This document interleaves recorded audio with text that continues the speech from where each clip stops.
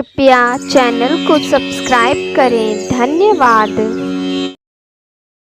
ओम नमो भगवते वासुदेवाय नमः।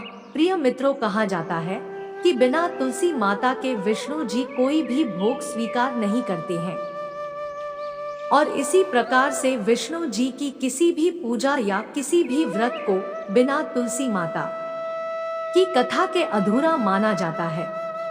तो चलिए मित्रों, सुनते हैं द्वादशी के दिन तुलसी माता और श्री हरि विष्णु के विवाह की अत्यंत ही पावन कथा। मित्रों, तुलसी माता से जुड़ी एक कथा बहुत प्रचलित है। श्रीमद् देवी भागवत पुराण में इनके अवतरण की दिव्य लीला कथा भी बताई गई है।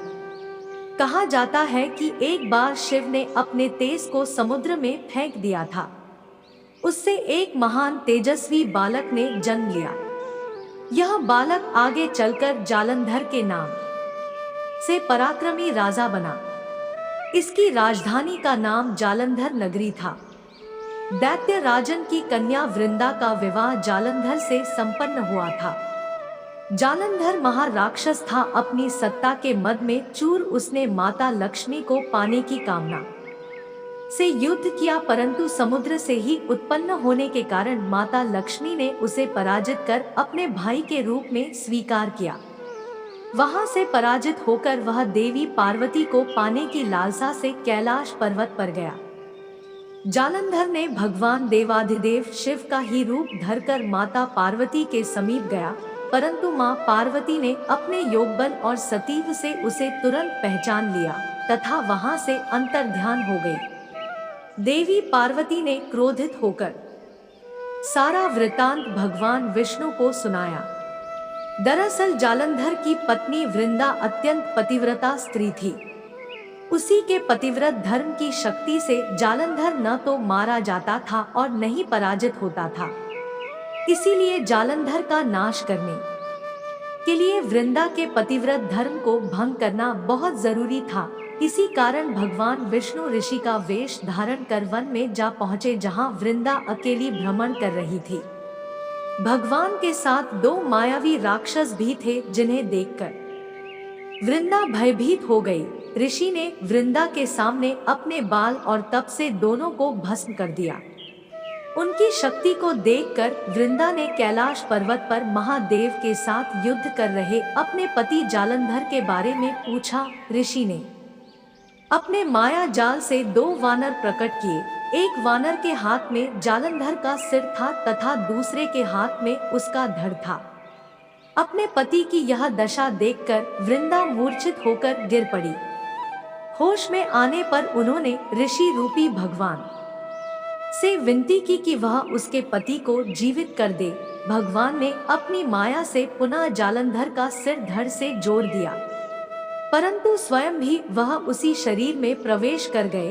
वृंदा को इस छल का जरा आभास न हुआ। जालंधर बने भगवान के साथ वृंदा का पतिव्रता का व्यवहार करने लगी, जिससे उसका सतीत्व भंग हो गया। ऐसा होते ही वृंदा का पति जालंधर युद्ध में हार गया। इस सारी लीला का जब वृंदा को पता चला तो उसने क्रोधित होकर भगवान विष्णु को शिला बन जाने का श्राप दे दिया।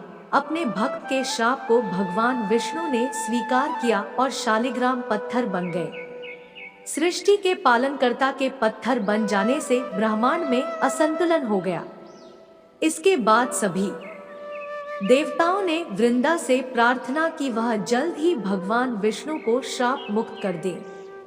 इसके बाद वृंदा ने भगवान विष्णु को तो श्राप मुक्त कर दिया, लेकिन उसने खुद आत्मदाह कर लिया और स्वयं सती हो गई। जिस स्थान पर वृंदा भस्म हुई वहां उसी राख से तुलसी का पौधा उग गया। भगवान विष्णु ने वृंदा से कहा कि हे वृंदा, तुम अपने सतीव के कारण मुझे लक्ष्मी से भी अधिक प्रिय हो गई हो। अब तुम तुलसी के रूप में सदा मेरे साथ रहोगी।